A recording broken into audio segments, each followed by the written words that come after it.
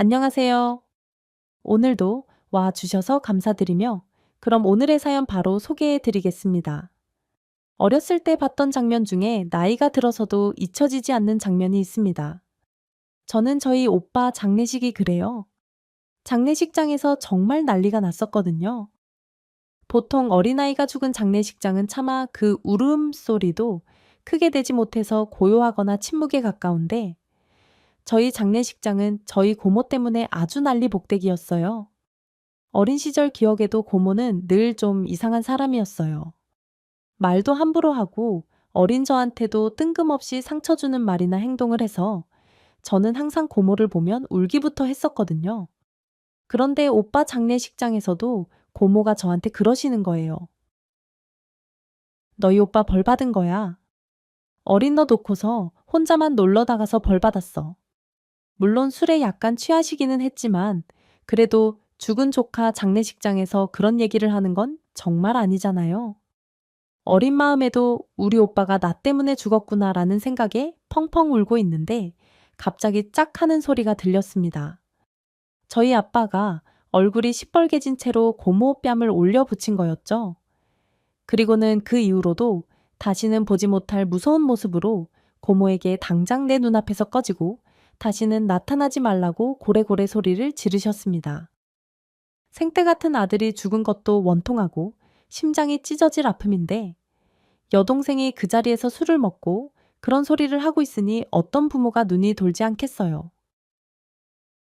저희 고모는 병을 부여잡고 입은 삐뚤어져도 말은 바로 해야 한다며 그 녀석 어릴 때부터 아주 이기적이더니 벌 받았다고 얘기하면서 자기가 무슨 잘못을 했냐며 바락바락 대들더라고요. 나중에 알고 보니 똘똘하고 영민했던 오빠가 고모가 뭐라고 말하면 꼬박꼬박 대들거나 반발을 몇 번 했던 모양이더라고요. 어린 조카, 이겨먹지 못해 그걸 마음에 꽁하게 담아뒀던 겁니다. 못나기도 정말 못난 거죠. 아무리 마음속에 그렇게 담아둔다 하더라도 그걸 내보내야 할 때가 있고 아닐 때가 있는데, 고모는 그런 판단이 안 되는 사람이었던 겁니다. 결국 엄마가 달려들고 아빠가 달려들고 고모의 머리끄덩이를 잡고 흔들어대서 장례식장 바닥에 고모의 머리카락이 흩뿌려질 그때까지 고모는 말을 멈추지 않았어요. 그 사이에서 당황스러운 얼굴로 울고 있었던 건 저였고요. 장례식장에 온 모든 사람들이 꼭 저를 보고 수근거리는 것 같았습니다. 어린 마음에도 정말 나 때문에 오빠가 죽은 건가? 라는 생각에 깊은 상처가 되었죠. 그런데 당시에 너무 정신없었고 힘들었던 엄마 아빠는 제가 그런 상처를 받았다는 거는 인지하지 못했어요. 그리고 고모가 저한테 그런 말을 한 사실을 달래거나 풀어주거나 해명해 주지도 못하셨죠. 나름 어린 저한테 깊은 상처로 남아 있었던 말이었는데도 불구하고 말이에요. 왜냐하면 고모 말대로 오빠의 죽음에 제가 아주 관련이 없는 건 아니었거든요. 사건인즉슨 이랬습니다. 저희 오빠 사실 고모가 말한 대로 조금 얄미운 구석도 있고 할 말 다 하는 되바라진 성격이었거든요. 저랑 나이 차이도 5살이 났는데 항상 제가 오빠와 함께 놀고 싶어서 졸졸 쫓아다니면 무슨 수를 써서든지 저를 떼놓고 도망가는 게 오빠의 일상이었습니다. 그럴 때마다 항상 어른들이 동생을 잘 챙겨야지, 원래 윗사람이 아랫사람 잘 챙겨야 하는 거야 라고 했지만 그때마다 오빠는 되바라지게 어른들한테 따져 묻곤 했습니다. 먼저 태어났다는 것만으로 꼭 그렇게 아랫사람을 챙겨야 하는 거냐? 나는 그러기 싫다. 그리고 나는 혼자 놀고 싶고 혼자 잘 살고 싶지 내 동생까지 챙기고 싶지 않다고 말이죠. 그게 너무너무 서운해서 아마 더더욱 오빠한테 들러붙었던 것 같습니다. 오빠가 세상을 떠난 그날도 혼자 몰래 놀러 나가려는데 제가 눈을 부비면서 오빠의 바짓가랑이를 잡고 늘어줬거든요. 왜냐하면 그 전날부터 오빠가 친구들이랑 같이 썰매를 타러 가겠다고 들떠 있는 걸 보고 저도 너무너무 썰매가 타고 싶어서 꼭 데려가 달라고 부탁을 한참이었어요. 그런데 엄마 아빠 앞에서는 그러겠다고 대답한 오빠가 몰래 나가려는 걸 제가 딱 잡은 거죠. 그랬더니 오빠가 웬일로 순순하게 그럼 가서 장갑도 끼고 모자도 끼고 옷도 따뜻하게 입고 목도리도 꽁꽁 싸매고 나오라고 친절하게 굴더라고요. 기다릴 테니 얼른 준비하고 나오라고 저를 다시 집으로 들여보내는 겁니다. 옳다코나 오빠가 드디어 나를 데리고 가는구나 싶어서 얼른 들어가서 오빠가 말한 대로 다 챙겨 입고 나왔는데 현관에 오빠가 없었습니다. 저를 들여보낸 사이 혼자 몰래 가버린 거죠. 그 자리에서 엉엉 울고 있는데 결국 엄마 아빠가 저를 달래기 위해 다른 스케이트장을 데리고 가겠다고 하셨습니다. 하지만 저는 스케이트장보다 오빠와 오빠 친구들이 서로 시합도 하고 게임도 하는 동네 뒷산 꽁꽁 언호수를 훨씬 가고 싶었거든요. 그래서 거기를 데리고 가 달라고 계속 졸랐어요. 저를 데리고 가면 오빠가 있는 대로 짜증 낼 걸. 안 엄마 아빠가 몹시도 난감한 얼굴로 저를 달래다가 몇 시간이 지나도 제가 마음을 풀지 않으니 어쩔 수 없이 제 손을 잡고 오빠가 간 그 호숫가로 저를 데리고 간 겁니다. 그런데 호숫가 근처에 도착하자 멀리서부터 아주 시끌시끌한 소리가 들렸습니다. 그리고 몹시 분주하고 정신없는 광경이 펼쳐진 것이 느껴지는 거예요. 어린 마음에도 뭔가 즐거워서 시끌시끌한 게 아니라 큰 사고가 났구나 싶은 시끌시끌함이었습니다. 그리고 거기에 있던 동네 어른 하나가 뛰어오더니 엄마 아빠를 보고 사색이 되면서 안 그래도 부르러 가려고 했었는데 왜 이렇게 집 전화를 안 받아요? 큰일 났어요. 지금 그 집 아들이 얼음 밑에 빠져서 못 나왔어요. 라고 하는 겁니다. 엄마 아빠가 제 손을 탁 놓고 불이 나게 얼음 호수로 뛰어가는 그 장면이 제가 확실하게 기억하는 마지막 장면이에요. 그 이후에는 모든 게 안개 속에 쌓인 듯 아련하게만 기억이 나요. 대성통곡하는 엄마 아빠와 얼음 왕자처럼 하얗게 질린 채 누워있던 오빠. 그러고는 장례식장에서의 고모가 내뱉었던 만건 아빠와 엄마의 분노. 그렇게 단편적인 것들만 기억이 납니다. 그 이후로는 저는 한 가지 결심을 했어요. 오빠처럼 저렇게 되지 않으려면 무조건 나는 동생한테 잘해야겠다. 정말 고모 말대로 오빠가 벌을 받은 건지도 몰라. 물론 옳은 생각은 아니었습니다. 하지만 제대로 사리 분별이 안 되는 어린 시절, 그 마음이 너무나 깊이 들어오다 보니까 어느새 그게 제 성격으로 굳어져 버렸어요. 그러다 보니 저랑 3살 차이 나는 여동생에게 저는 프리패스 언니였습니다. 뭐든지 해달라고 하면 해주고 제가 희생을 하더라도 동생한테 잘해줘야 된다는 그런 생각을 하고 살았던 거죠. 지금 생각해보면 일종의 트라우마에 의한 가스라이팅 같은 거였는데 그게 성격이 되고 제 일상이 되다 보니까 전혀 불편한 것도 몰랐고 오히려 너무 당연한 것이 되어버리고 말았어요. 희생이 희생처럼 느껴지지 않고 노력이 노력처럼 받아들여지지 않았던 거죠. 오빠가 죽고 나서 딸랑 딸만 둘 낳은 현실에 엄마 아빠는 저희가 어떻게라도 잘못될까봐 정말 애지중지 키우셨습니다. 그런데 저는 그나마 조금 나이를 먹은 상태여서 제 마음속에 오빠의 죽음에 내 책임도 있을 수 있다라는 죄책감이 도사리고 있었고 엄마 아빠가 아무리 잘해주셔도 그게 오빠 때문이라는 걸 알아서 마음껏 방만해지지 못했는데 제 동생은 그렇지 않았어요.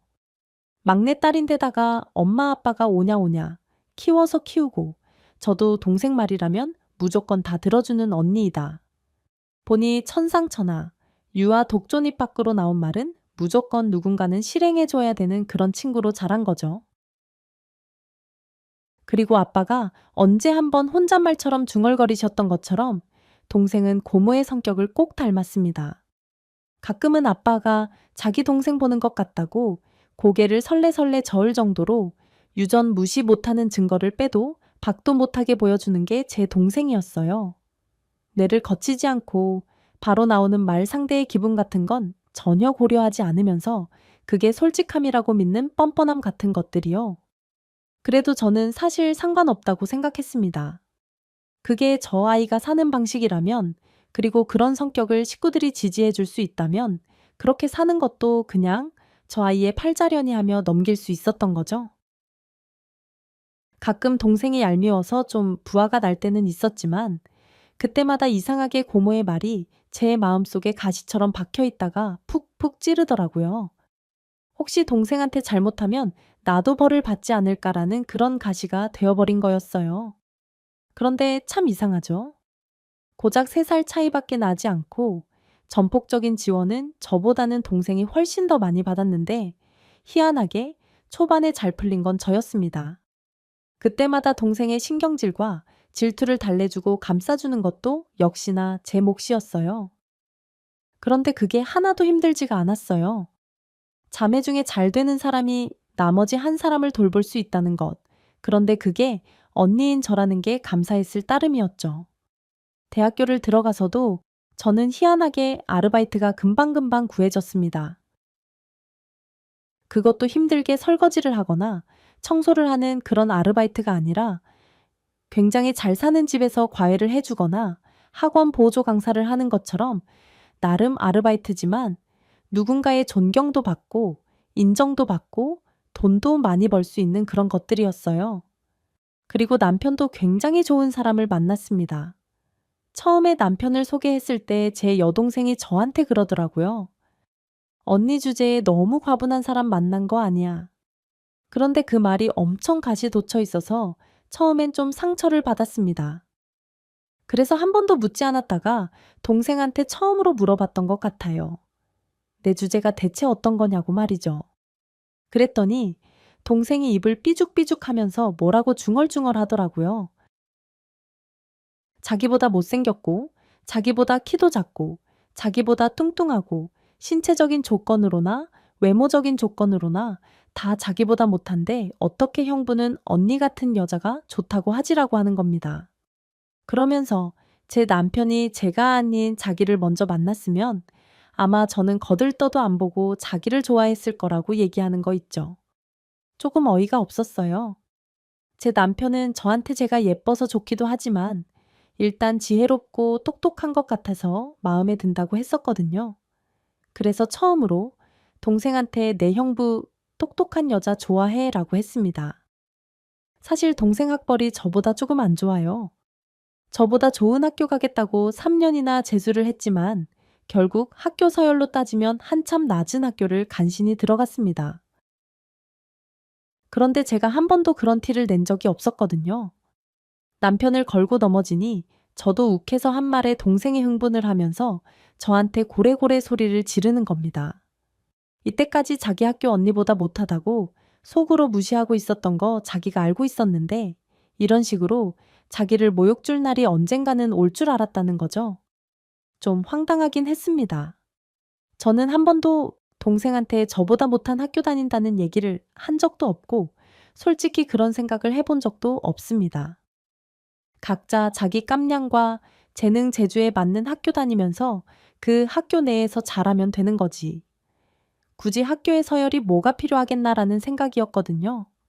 사회 나와서 보니 진짜 학벌은 학벌일 뿐 일 잘하고 능력 있는 사람은 학교 상관없이 잘하더라고요.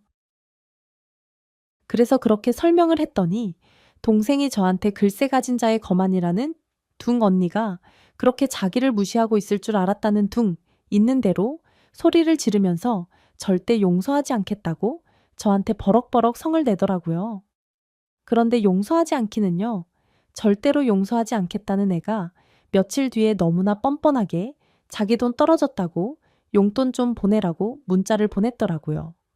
그러면서 다른 집은 형부가 처제한테 가방도 사주고 화장품도 사준다는데 이 형부는 왜 자기한테 그런 것도 없냐?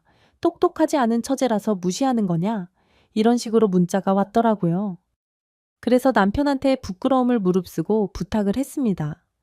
저기 정말 미안한데 당신이 하기 싫으면 내가 좀 보탬 테니까. 혹시 내 동생한테 조금 좋은 가방 하나 사줄 수 있어. 그동안 저랑 연애하면서 동생이 어떤 성격인지 알았던 남편은 헛웃음을 지으면서 고개를 끄덕이더라고요. 그래, 아이 형부가 처제한테 뭐 그런 거 정도는 해줄 수 있지 고맙게도. 그러면서 좋은 가방을 하나 사주었습니다. 사실 저도 없는 명품 브랜드 가방이었는데 동생은 그것도 자기 성에는 안 찼던 모양이에요. 처음에는 좋아하는 것 같더니 그다음부터는 점점 바라는 게 많아졌습니다. 결국 남편이 좋게 좋게 말하면서 딱 끊어버리니까 그때부터는 또 저한테 신경질을 내기 시작하더라고요. 언니가 가운데서 형부와 자기 사이를 이간질했다나요? 여튼 그런 성격의 동생입니다. 클수록 어쩜 그렇게 고모랑 똑같아지는지 엄마 아빠는 애저녁에 포기하시고 가끔 저한테 저런 동생 낳아줘서 미안하다고 하실 정도였죠. 동생은 늘 겉으로는 저하고 조금도 관계없는 삶을 사는 것처럼 굴면서 항상 저와 비교를 하고 그걸 가지고 저를 힘들게 했습니다. 그런데도 희한하게 저는 동생을 놓을 수가 없더라고요. 그 아이가 자기가 욕심내는 것만큼 자기의 삶이 유지가 되지 않으니 저렇게 화가 난 거겠지라는 생각도 들고 한편으로는 자기가 인정하지 못하는 못난 언니인데 그 언니가 자기보다 잘 사는 게 질투나서 저러겠지라는 이해도 했습니다. 그래서 동생이 해달라는 건 대부분 해준 편이었어요.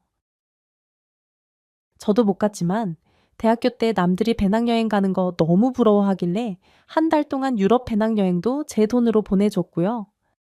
배낭여행 갔다 오더니 외국 생활에 대한 로망이 생겼는지 어학연수 가고 싶다고 3일 밤낮을 울어제끼길래 야근에 잔업에 부업까지 해가면서 1년간 어학연수 비용도 제가 대주었습니다. 그것도 남들처럼 필리핀이나 말레이시아 같은 나라 좀 싼 데를 갔으면 좋았을 텐데 굳이 영국으로 가겠다고 하더라고요. 영국 물가가 얼마나 비싼 줄 아시죠? 거기서도 알뜰하게 산 것도 아니었습니다. 툭하면 유학생들끼리 파티 있다면서 파티 드레스 사야 하니까 돈 달라고 조르고 무슨 또 국가별 디너 모임이 있으니 한국 음식 해야 되니까. 음식 할 돈 보내달라고 조르고 학비와 체재비뿐 아니라 매달 들어가는 돈이 솔찬더라고요. 다른 친구들은 거기서도 쏠쏠이 아르바이트 한다는데 제 동생은 아르바이트 한 번 하지 않고 제가 주는 용돈과 학비로 신나게 1년간 어학연수를 한 건지 놀다 온 건지 여튼 영국 생활을 즐기고 왔습니다. 그런데 갔다 와서는 그러더라고요. 1년 가지고는 언어가 절대 늘지 않는데 우리 집 사정이 1년밖에 지원을 못 해주는 사정이라 자기가 많은 것을 포기하고 1년 만에 돌아왔다고요. 억울해 죽겠다고 하는 겁니다. 그래서 그래도 1년이나 외국 생활하고 어학 연수했으니 그거 가지고 한국에서 아르바이트라도 좀 하라고 했죠. 동생이 그러더라고요. 자기 1년 동안 기초 과정만 간신히 끝내고 왔다고요. 그래서 그 이상을 하려면 더 길게 갔다 와야 되는데 자긴 다시 영국 가고 싶으니 그 비용도 대달라고 하더라고요. 제가 차마 그거는 못하겠다고 했습니다.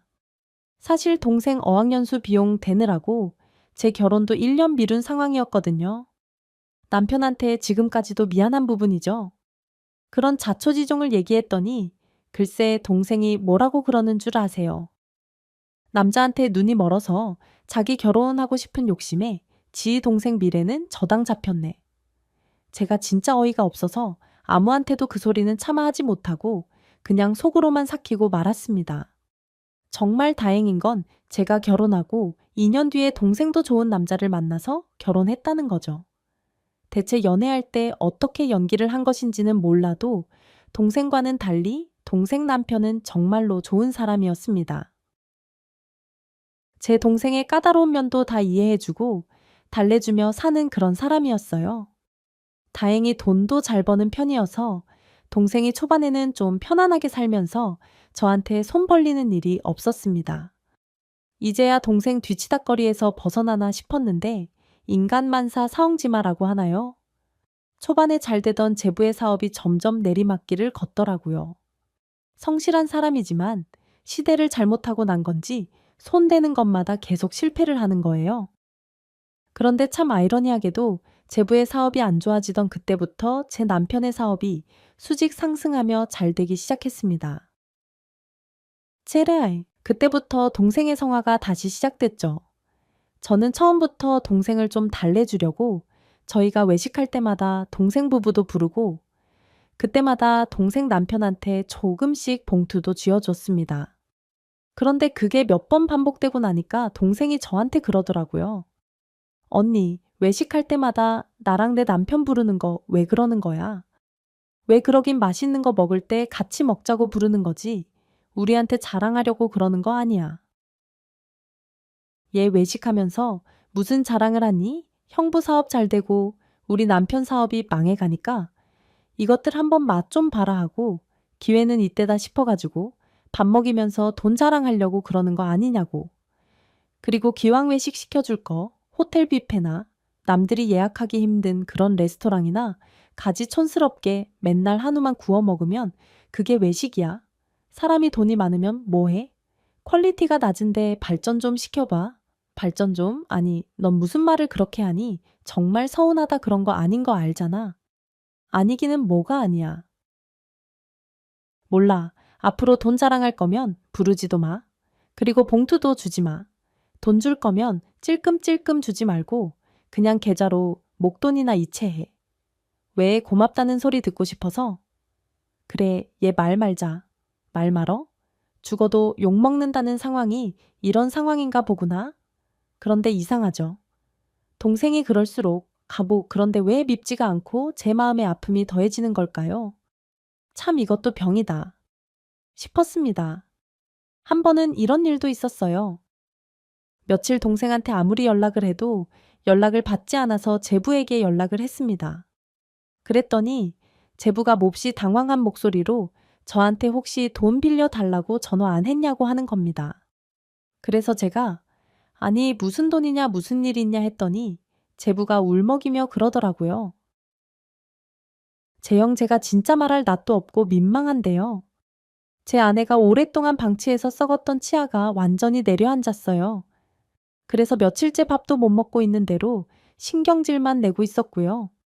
그런데 처형도 아시다시피 제가 지금 돈이 없잖아요. 그래서 아내가 이 치료도 못 받고 있어요. 제가 면목 없지만 처형한테라도 얘기해서 돈 좀 빌려서 치료부터 받으면 제가 그 돈 어떻게 해서든 갚겠다고 했거든요. 얘기인즉슨 이랬습니다. 자기가 지금은 돈이 없으니 그럼 언니한테 얘기해서 돈을 좀 빌려달라고 해라.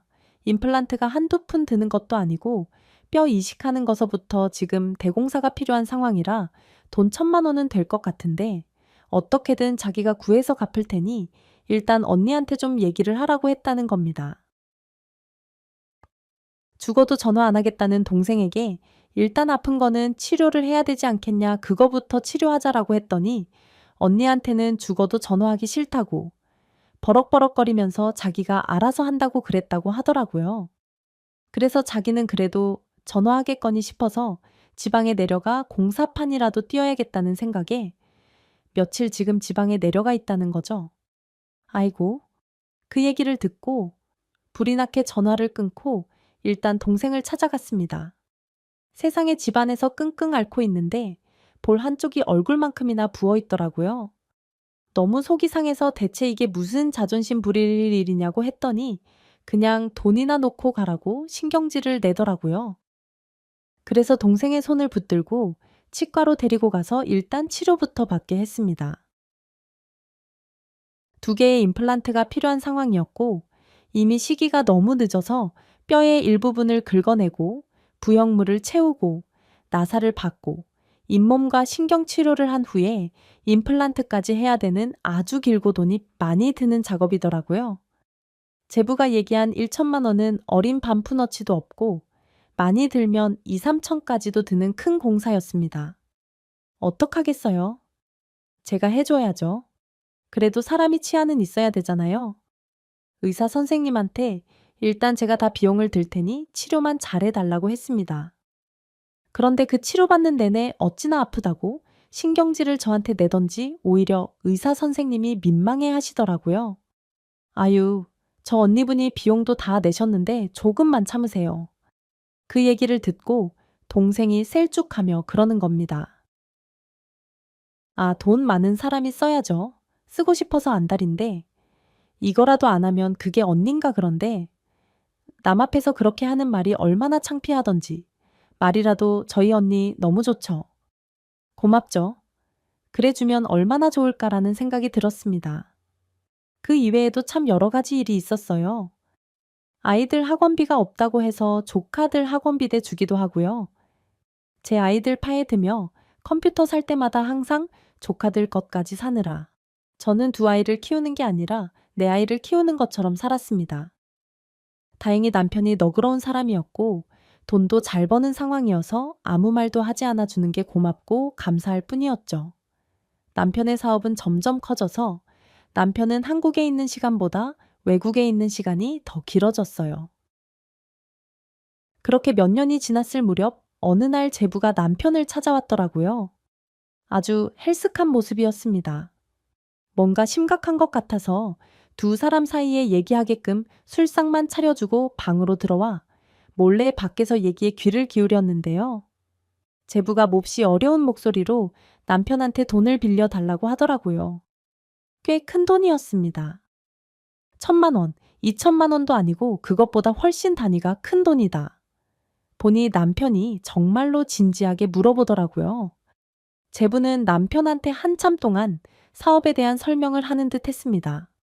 남편이 듣더니 지금 말한 거 뭐 아니면 도인 것 같은데 내가 성실한 건 믿으니까 그냥 없는 돈이다. 생각하고 빌려주겠다. 돈으로 갚으려는 생각은 하지 말고 사업 한번 잘 꾸려봐라 라고 하더라고요. 방 안에서 얼마나 소리 죽여 울었는지 몰라요. 저야 핏줄이니까. 동생을 숙명처럼 운명처럼 팔자처럼 챙긴다고 하지만 동생의 남편을 제 남편이 그렇게 챙기는 건 쉽지 않은 일이잖아요. 그것도 한두 푼도 아니고요. 그런데 제 남편의 돈이 복돈이었는지 그 이후에 제부의 사업이 날개 돋친 듯 잘 되기 시작했습니다. 1년 만에 동생은 집도 이사하고 차도 좋은 차를 샀어요. 그리고 조카들도 입는 옷이며 가지고 다니는 것들이 하루가 다르게 변하기 시작하더라고요. 그때부터 동생은 신경질이 줄고 자랑이 늘었습니다. 그리고 은근히 저를 무시하기 시작하더라고요. 처음에는 그냥 그러려니 했습니다. 이때까지 참고 없이 살아온 세월이 있으니 갑자기 들어온 돈 얼마나 펑펑 쓰고 싶겠어요. 네, 그 마음을 이해 못하는 것도 아니어서 그래, 한 번 너도 즐길 수 있을 때 즐겨봐 라는 마음이 더 컸습니다. 그리고 동생이 잘 되니까 오히려 제가 동생한테 돈 쓸 일이 없어서 저도 좀 편했고요. 그런데 참 운명이라는 건 시소 같죠. 제가 잘 될 때는 동생이 좀 힘들더니 동생이 잘 되고 나니 제가 힘들어지기 시작했습니다. 남편이 확장했던 사업이 완전히 망해버리고 만 거죠.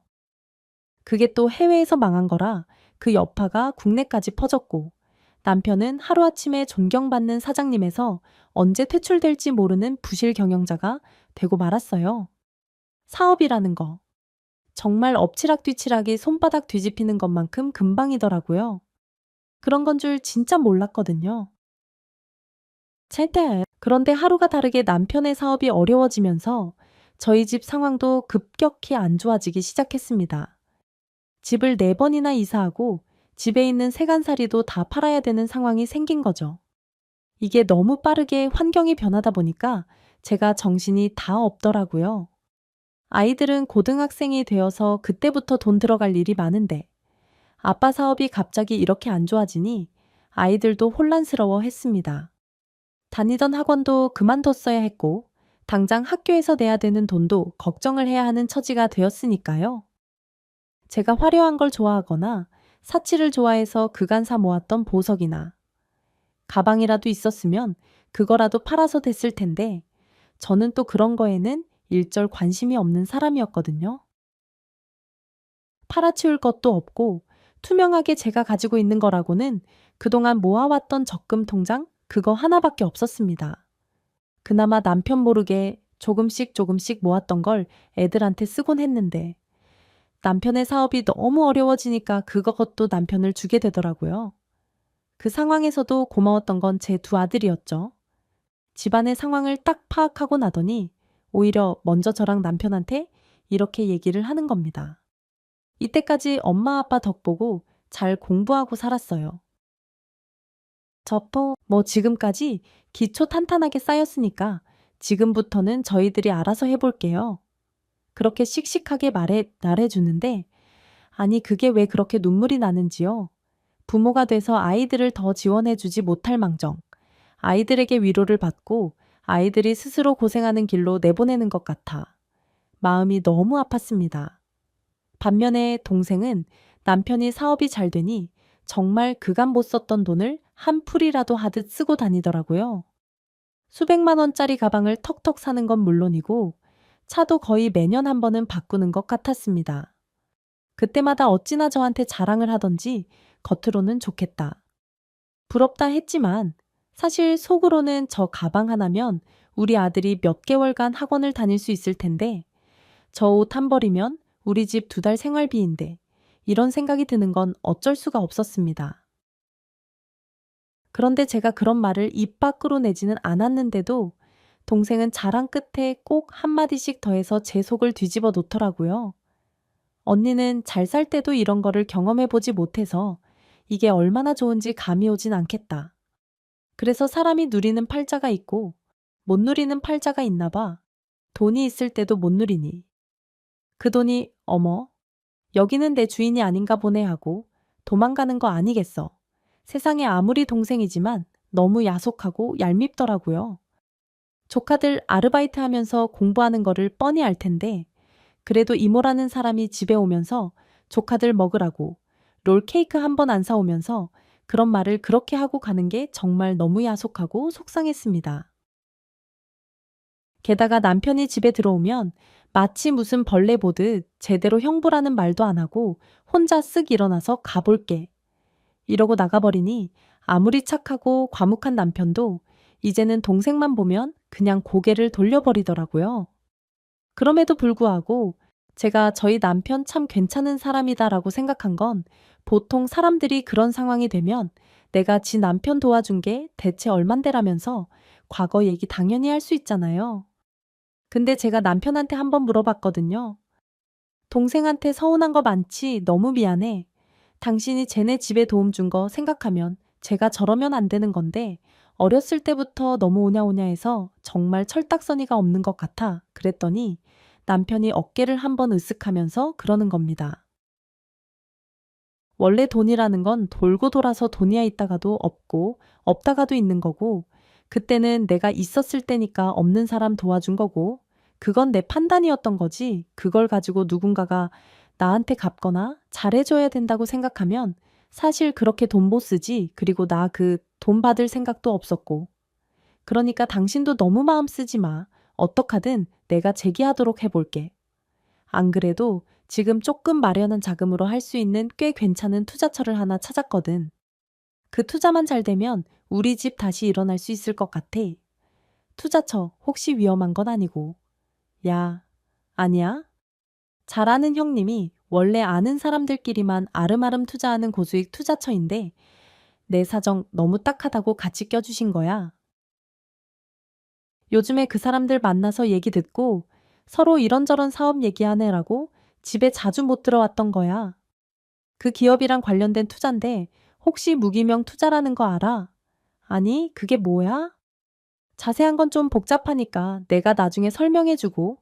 아, 여튼 무기명 증권이랑 회원권 같은 거 투자하는 거야. 나중에 수익 나오면 서로 나누는 그런 거고. 아이 믿을 만한 형님이 소개했으니까 괜찮을 거야. 그래, 그러면 나 그동안 그래도 조금씩 모아놓은 돈 조금 있는데 그것도 같이 투자할까? 그래, 기왕 투자할 거면 좀 큰 돈 하는 게 낫지. 그만큼 나중에 수익도 커질 테니까. 아, 있으면 한번 줘봐. 설마 떼어 먹히겠어. 간만에 보는 남편의 자신만만한 모습에 저는 그동안 쏠쏠하게 주변 아르바이트를 다니면서 모았던 삼짓돈을 또 조금 내놓았습니다.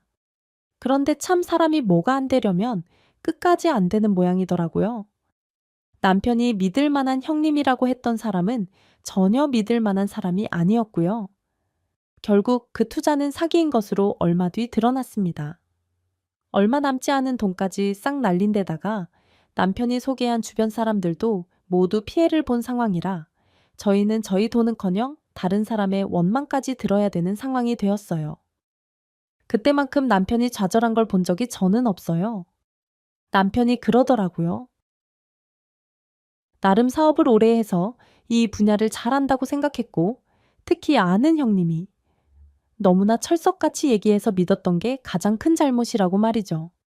사업하면서 가장 가까운 사람, 아는 사람을 제일 경계해야 된다고 주변 사람들한테 늘 얘기해 왔는데 자기가 당했다며 자책도 엄청 심하게 했습니다.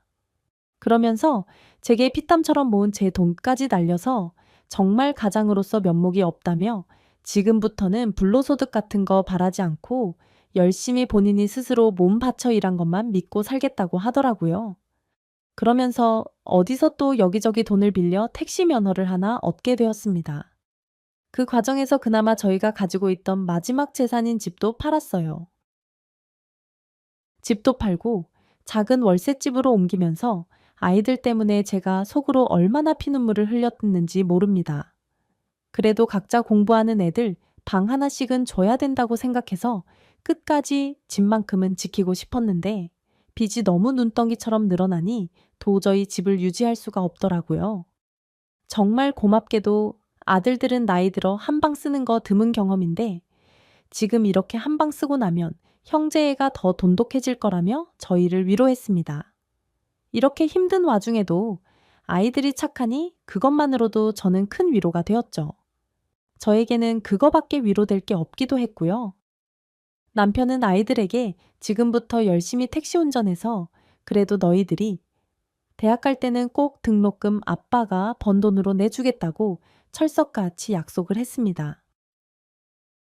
1억이 넘는 돈을 들여 면허를 사고 택시를 운전한 첫날. 저는 대체 운명이 왜 저에게 가혹한지 저한테 되물어야 되는 상황을 맞이하고 말았어요. 남편이 정말 운전을 잘하거든요. 운전병 출신인데다가 본인 스스로도 차에 대한 관심이 많아서 저는 한 번도 남편이 탄 차를 타면서 불안해 본 적이 없습니다. 게다가 돈을 잘 벌던 시절 다른 데는 전혀 사치를 하지 않던 남편도 차만큼은 좋은 차, 다양한 차를 타는 거를 좋아했어서 차도 자주 바꿨었거든요. 그때마다 여동생이 제 속을 긁는 질투를 잔뜩 부리기는 했지만 어쨌건 저는 평생 다른 취미가 없고 다른 데에 눈 돌리지 않은 남편이 유일하게 좋아하는 게 차이기 때문에 그 부분에 대해선 아무런 상관도 하지 않고 잔소리도 한 적이 없습니다. 그만큼 차를 좋아하고 운전을 잘하는 남편이기 때문에 택시 운전도 조금도 걱정하지 않았어요. 그런데 글쎄 몰고 나간 지 3시간 만에 차가 반파되는 사고가 나버린 겁니다. 음주운전을 하던 덤프트럭 기사가 덮친 거였어요. 택시는 당연히 폐차 수순을 밟았고 남편도 몇 달 입원해야 될 정도로 크게 다쳤습니다. 병원에서는 목숨을 구한 게 다행이라고 할 정도였어요. 어느 정도의 보험금이 나오기는 했지만 집도 팔았고 대출도 많이 받은 데다가 택시까지 고스란히 날리고 나니 저희가 갚아야 할 돈은 천문학적으로 늘어난 상태였습니다. 게다가 남편은 옆에서 누군가가 간병을 하지 않으면 혼자서 제대로 밥도 먹을 수 없고 화장실도 갈 수 없는 상황이었어요. 최대 간병인을 쓰려니 제가 버는 것보다 간병인비가 더 많이 들게 생겨서 어쩔 수 없이 그나마 조금씩 하던 아르바이트도 그만두고 남편 간병을 하기 시작했습니다.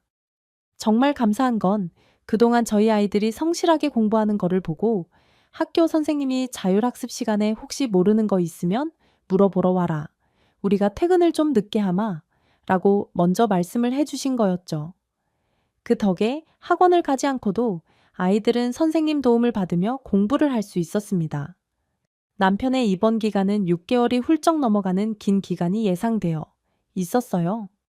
큰애가 고3이어서 집에서 제가 매번 들여다보고 살펴줘도 모자랄 판에 아빠는 병원에 입원해 있고 저는 정신 나간 사람처럼 집과 병원을 왔다 갔다 하니 아이 공부는 제가 신경 쓸 겨를도 없었습니다. 수능 날도 같은 병실에 입원해 있던 사람에게서 오늘이 수능 날인데라는 말을 듣고 그제야 퍼뜩 정신이 들 정도였어요. 그날 저녁에 시험 치고 온 큰아들을 붙들고 제가 무릎 꿇고 얼마나 울었는지 몰라요. 어미가 돼서 수능날 도시락도 못 사주는 대체 이런 어미가 어딨냐며 아이를 붙들고 펑펑 울었는데 오히려 아이가 저를 토닥토닥 응원하면서 그러더라고요. 자기 용돈 모은 걸로 엄청 비싼 도시락 사가서 먹었다나요? 그러면서 저를 꼭 안고 이렇게 말하는 겁니다. 엄마, 저 공부한 게 다 시험에 나온 것 같아요. 시험 잘 봤어요. 아직 섣부르게 말하긴 좀 그렇지만 좋은 대학 가서 꼭 엄마 아빠 힘나게 해드릴게요. 비록 좋은 대학을 못 가더라도 일단 그 말만으로도 저는 충분했습니다. 그런데 이 신통한 녀석이 정말로 서울대에 합격을 한 거예요. 아빠 병문안을 와서 아빠를 끌어안고 이렇게 말하더라고요. 아이고, 우리 어르신 큰아들이 서울대 갔어요. 뿌듯하시겠어. 저랑 남편은 어안이 벙벙해서 멍하게 아이만 바라봤습니다. 그러자 아들이 그러는 거예요. 엄마, 아빠, 저 서울대 최종 합격했어요. 그동안 힘든 가운데도 열심히 돌봐주셔서 감사해요. 그리고 병실한 가운데서 큰절을 하는데 세상의 주변 사람들이 다 박수 쳐주는 와중에 저만 혼자 엄청 큰 소리로 꺽꺽 소리를 내며 대성통곡을 했습니다. 남편도 성치 않은 몸으로 얼마나 울던지 그렇게 저희 세 식구는 꼭 끌어안고 한동안 눈물을 흘렸어요. 둘째, 녀석이 나중에 그러더라고요. 아빠 퇴원하면 퇴원 선물로 자기도 반드시 내년에 학교 합격증 갖고 오겠다고 말이죠. 이 두 녀석 때문에 제가 사는 것 같은 하루하루가 지나가고 있는데 그 와중에도 큰아이의 학비가 좀 걱정되더라고요. 그래도 등록금은 해줘야 될 텐데 등록금조차 없어서 혹시 아이가 학교를 못 가는 일이 생길까 봐 제 마음이 너무 불안하기 시작했습니다. 제 얼굴에 들이운 수심을 큰아들이 눈치를 챘는지 저한테 이러더라고요.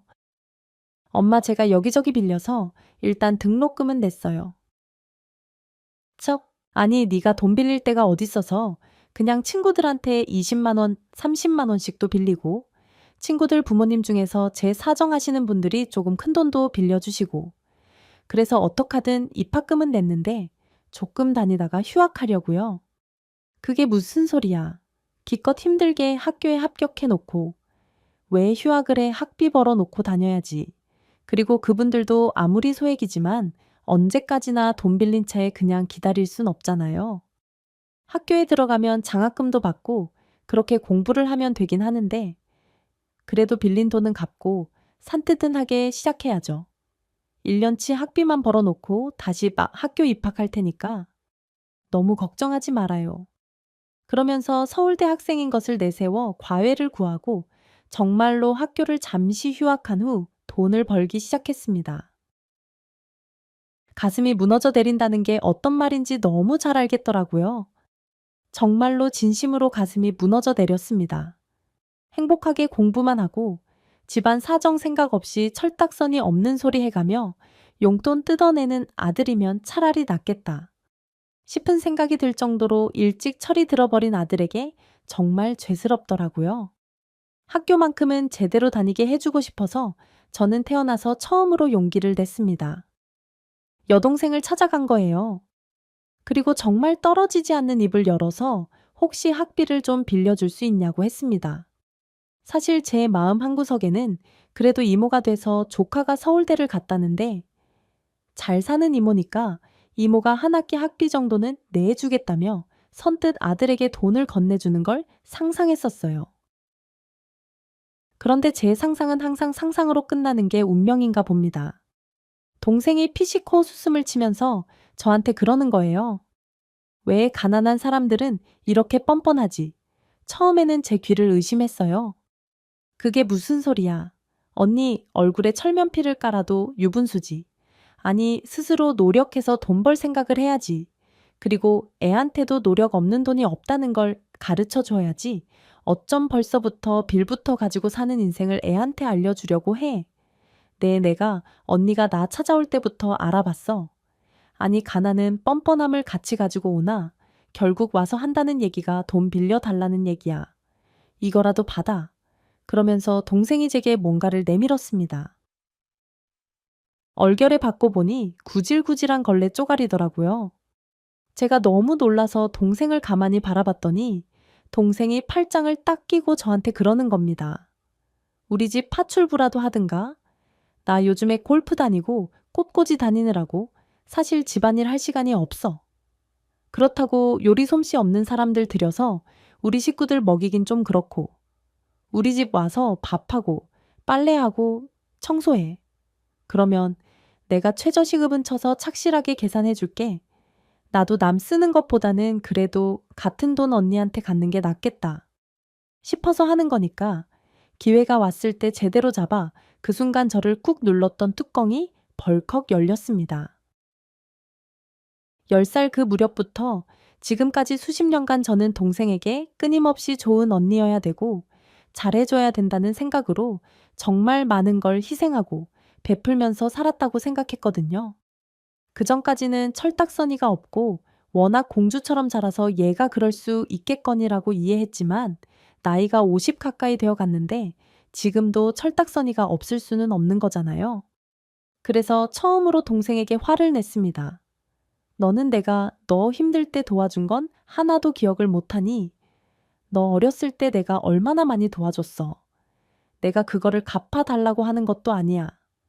그런데 사람이라면 적어도 내가 받은 도움만큼 남한테 내가 넉넉할 때 조금 베풀어야 된다는 생각은 할 수 있는 거잖아.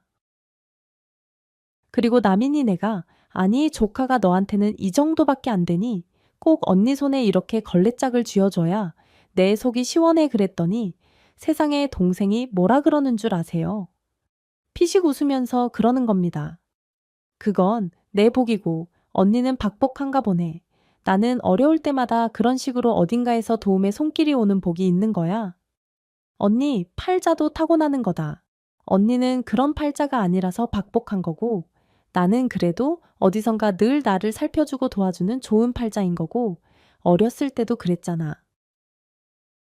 언니는 항상 피해보고 억울하고 그런 사람이었고, 나는 늘 누군가가 사랑해주고 예뻐해주고 그런 사람이었다고, 언니. 그거 팔자야. 언니가 누군가에게 뭘 해줘야 되는 팔자인 것처럼. 나는 늘 받으면서 사는 팔자인 거라고. 언니가 박복한 사람이어서 가지고 있던 돈도 도망간 거 아니겠어. 저는 그 소리를 들으면서 차마 자존심 때문에 동생 앞에서 꾹꾹 참기는 했지만 정말 눈물이 터져 나오는 걸 어쩔 줄 모르겠더라고요. 어떻게 이럴 수 있냐고 동생에게 울먹이며 얘기를 하자 동생이 그러더라고요. 언니 팔자릴, 내가 어떻게 해줄 순 없어. 내가 제안한 대로 열심히 본인 손 움직여서 살아보든가 아니면 계속 가난하게 자식한테 죄인 돼서 살든가 둘 중에 하나 선택해. 저게 동생이 아니라 원수지 싶은 생각이 들어 정말 서러운 마음 가득 안고 돌아 나오는데 남편한테 전화가 오더라고요. 처음에는 받지 않았습니다. 왠지 남편 전화를 받고 나면 제 서러움이 터져 남편 전화를 붙들고 한참 울 것 같았거든요. 그런데 곧 이어서 남편이 다시 또 전화를 하고 또 전화를 하고 자꾸만 전화를 하길래 혹시 무슨 일이 있나 싶어 얼른 받았습니다. 그런데 남편 목소리에 화색이 가득하더라고요. 여보, 얼른 집에 가서 내 컴퓨터 좀 켜봐. 왜요? 무슨 일 있어요? 내가 잊고 있었던 게 있는데, 아니 오늘 뉴스를 보다가 갑자기 생각이 났어 가서 컴퓨터 좀 켜서 내가 하라는 대로 좀 해봐. 남편이 하도 퇴근을 하길래 얼른 집으로 가서 컴퓨터를 켰습니다. 그리고 남편이 하라는 대로 어떤 사이트에 들어가서 뭔가를 계속 클릭 누르고 비밀번호를 칠하는 거 치고 인증하라는 거 인증하고 했더니 제가 처음 보는 화면과 처음 보는 숫자가 제 눈앞에 펼쳐지더라고요. 남편이 숫자를 읽어보라. 그러길래 천천히 읽어줬죠. 그 옆에 있는 회사 이름을 말하길래 가만히 봤더니 어라 제부 회사의 이름이 있는 겁니다. 여보, 이게 무슨 화면이에요? 네가 참 정신이 없어. 그거 예전에 도와달라고 그랬을 때, 왜 내가 큰돈 주고 도와줬었잖아. 안 돌려줘도 된다고 했던 거. 나중에 한번 그 친구가 지나가는 소리로 나한테 그런 적 있었거든. 공짜로 자기가 받는 거는 너무 아닌 것 같다라면서 어차피 회사 살리려고 들어온 자금이기 때문에 자금의 출처도 필요하고 증거도 남기고 그래야 한다고 하더라고. 그래서 내가 투자한 개념으로 자금 출처를 밝히면서 나한테 투자한 만큼 주식을 줬다고 했거든. 아니, 근데 지금 그 친구 회사 엄청 잘 되고 있잖아. 옆 침대 아저씨가 주식 얘기를 하다가 아유, 우리 제부 회사 주식 얘기를 하더라고. 그제야 맞다. 아니, 나한테 주식 있었지라는 생각이 들어서 아니, 당신한테 한번 보라고 그런 거야. 아마 내가 빌려준 돈의 두세 배는 될걸? 네, 맞아요. 이 돈이면 팔아서 우리 애들 학교 충분히 보내고 유학도 보낼 수 있겠어. 우리 그거 팔자. 아이 주식은 무조건 내가 필요할 때 팔아야 돼. 내가 시키는 대로만 해. 아이, 그러면 우리 현금 쓸 수 있어. 남편의 말을 듣는데 아주 화려한 불꽃놀이가 제 주변에서 펼쳐지는 것만 같았습니다. 제 눈에 보이는 숫자가 다 저의 돈이라는 생각에 눈물이 앞을 가리더라고요. 얼른 남편이 시키는 대로 주식을 팔았죠. 그리고 며칠 뒤 정말로 통장에 그 돈이 꽂히더라고요. 당장 아들에게 휴학한 거 철회하고 다시 학교 다니라고 했습니다. 그리고 1년간 쓸 용돈과 다음 학기 학비까지 현찰로 딱 아들의 통장에 넣어줬죠. 장학금 안 받아도 되니 즐길 만큼 즐기고 학교 다니라고 했습니다. 그리고 다른 분들한테 빌린 돈은 무조건 10%씩 이자 붙여서 갚으라고 했고요. 어려운 때 빌려준 사람들, 그런 식으로 은혜 갚아야 된다고 말이죠. 아들이 어디서 난 돈이냐고 의아해 하길래 자초지종을 설명해 줬더니 세상에 그 자리에서 아들이 펑펑 우는 겁니다. 너무 행복하다고, 사실 학교 정말 다니고 싶었다고 말이죠. 그 모습을 보고 저는 가슴이 먹먹해서 눈물조차 나오지 않더라고요. 그저 아들을 끌어안고 토닥토닥 등만 두들겨 줄 수밖에 없었습니다.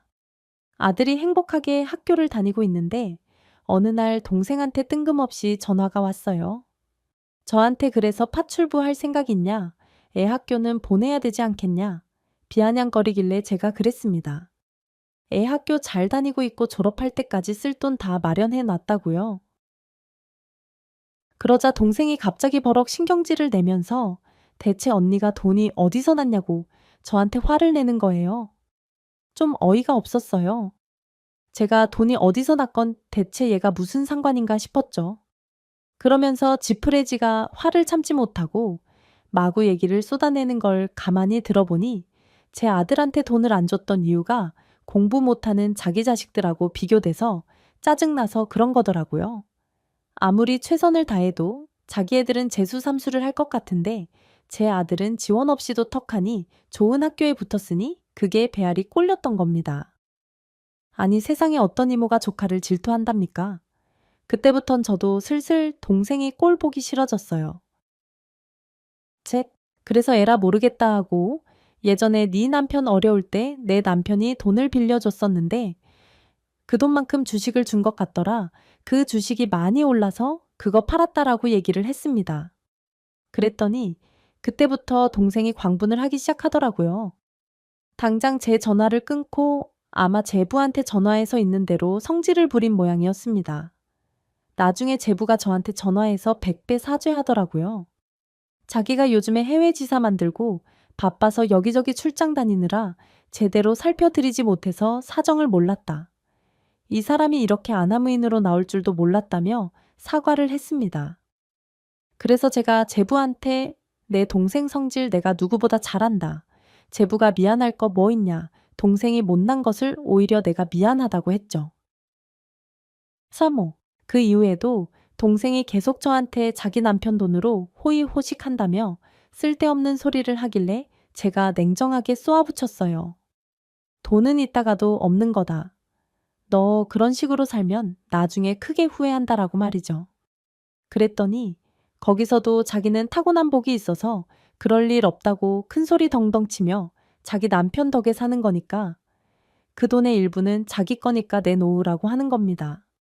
어이가 없었죠. 그래서 내 남편이 빌려준 돈으로 재산 불린 거니까 너는 신경도 쓰지 말라고 그러고는 아예 전화를 끊어버렸습니다. 그렇게 동생과 인연을 끊었어요. 이후에 남편은 건강을 잘 회복했고 저희는 원래부터 사채하는 집이 아니었기 때문에 있는 돈을 잘 물려가며 알콩달콩 잘 살기 시작했습니다. 저희 둘째도 마지막 1년 지원을 확실하게 해준 덕인지 형이랑 같은 학교를 들어가서 저는 모든 사람들한테 형제 잘 키웠다는 칭찬받으며 아주 뿌듯한 엄마로 행복한 나날을 보내고 있었죠.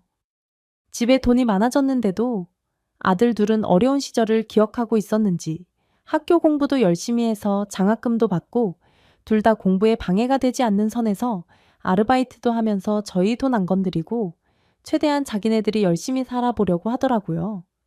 그것도 어찌나 고마웠는지요. 그렇게 아들 키우며 아들 군대들도 보내고 졸업이 다가올 시점쯤 동생과 영 끊은 지 한 5배의 6년이 됐나요? 갑자기 동생한테 먼저 연락이 오는 겁니다. 무슨 일인가 싶어 받았더니 다 죽어가는 목소리로 이러더라고요. 언니, 내가 그동안 좀 미안했어. 내가 좀 심했지. 미안해. 잘못했어. 그런데 그 순간 저한테 딱 느낌이 하나 왔습니다. 제부 회사가 해외에 공격적으로 투자했던 게 실패해서 국내 사업도 좀 힘들어지고 있다는 얘기를 남편 통해 들은 적이 있거든요.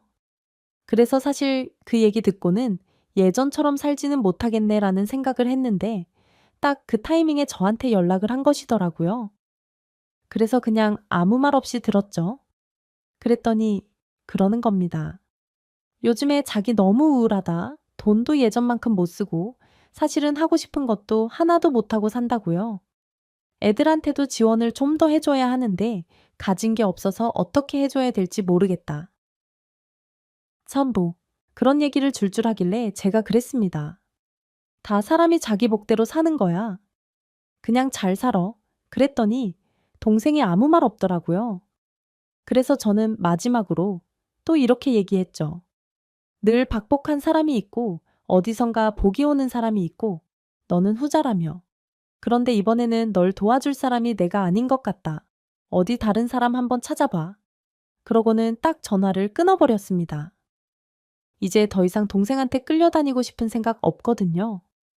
동생한테 끌려다니다가 저한테 소중한 남편과 아이들에게 상처 주는 일, 더 이상은 하고 싶지 않습니다.